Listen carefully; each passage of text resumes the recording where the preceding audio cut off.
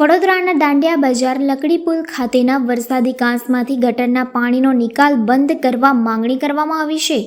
વડોદરા શહેરમાં વરસાદી પાણીનો નિકાલ કુદરતી કાંસ દ્વારા ઝડપથી થાય તે માટે તમામ કાંસોની સફાઈ કરવા વોર્ડ નંબર 13ના કોંગ્રેસ પક્ષના કાઉન્સિલર બાળુ સુર્વે દ્વારા મ્યુનિસિપલ કમિશનરને પત્ર લખવામાં આવ્યો હતો કે વડોદરા શહેરના મધ્યમાં દાંડિયા બજાર લકડી પુલ પાસે ગાયકવાડી શાસન વખતનો જે વરસાદી કાંસ છે તે સાફ સફાઈ કરવામાં આવ્યો નથી।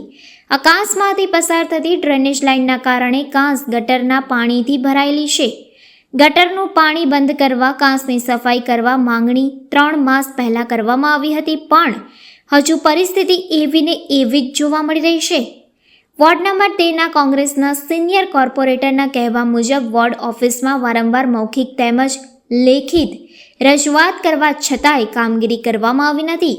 ફાયર બ્રિગેડ તેમજ સિટી કમાન્ડન્ટ સેન્ટરની બાજુમાં પસાર થઈ રહેલા ગાયકવાડી શાસન વખતના વરસાદી કાંસમાં ડ્રેનેજનું પાણી વહી રહ્યું હોવાથી તેમાં મોટા પ્રમાણમાં ગંદકીનું સામ્રાજ્ય ફેલાઈ રહ્યું છે।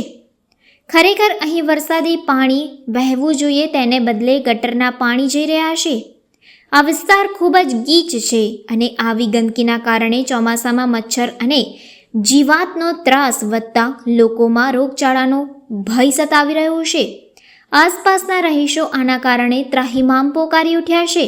તેમણે કોર્પોરેશનના કમિશનરને સ્થળની મુલાકાત લઈ વરસાદી કાંસની સ્થિતિનું નિરીક્ષણ કરી કાંસમાં સફાઈ કરાવી ડ્રેનેજના પાણી બંધ કરાવવા રજૂઆત કરી છે। અમારા વિસ્તારમાં લકડી પુલ કાંસ ગાયકવાડી સમયની વરસાદી કાંસ છે ને એ વરસાદી કાંસ ફક્ત વરસાદી પાણીનો નિકાલ માટે બનાવેલી છે, પણ આ અધિકારીઓએ તમે જોઈ શકો કે વરસાદી કાંસની અંદર ડ્રેનેજ લાઇન છોડી દેવામાં આવી છે। એના લીધે વારંવાર 15-15, 20-20 દિવસે એવી પરિસ્થિતિ ઊભી થાય, ગટરનું પાણી ભરાઈ જતું હોય છે। પણ આજે તો 2.5-2 ફૂટ પાણી જેટલું ગટરનું વરસાદી કાંસમાં ભરાયેલું છે। કોઈ પણ વ્યક્તિ વિસ્તારના હજારો પરિવારો આજુબાજુ રહેતા હોય, આ રસ્તેથી આવવા જવાનું થાય, કંઈક કામ કરવા જવું હોય તો મોઢા પર રૂમાલ મૂકી દેવું પડે છે, કેમ કે એટલી બધી દુર્ગંધ મારતી હોય। નાના બાળકો સ્કૂલમાં જાય કેમ કે આ વરસાદનું પાણી નથી, આ ફક્ત ગટરનું ગંદુ ડ્રેનેજનું પાણી છે।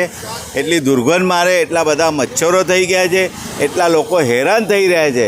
કમિશનર સાહેબને એટલું જ કહેવું છે કે સાહેબ, આપ કોઈ પણ વડોદરા શહેરમાં ખાડો પડી જાય તો આપ જાઓ છો કાર્પેટિંગ કરવા જતા હો છો, તો મારી એવી માગણી છે કે તમે આ વરસાદી કાંસ પાઈને ઊભા રહો।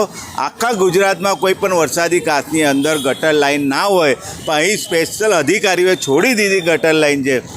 આ પાણીને આ જે ગટરનું પાણી વારંવાર અહીં ભરાઈ જાય છે એ બંધ કરવામાં આવે એવી અમારી ને વિસ્તારના લોકોની માગણી છે।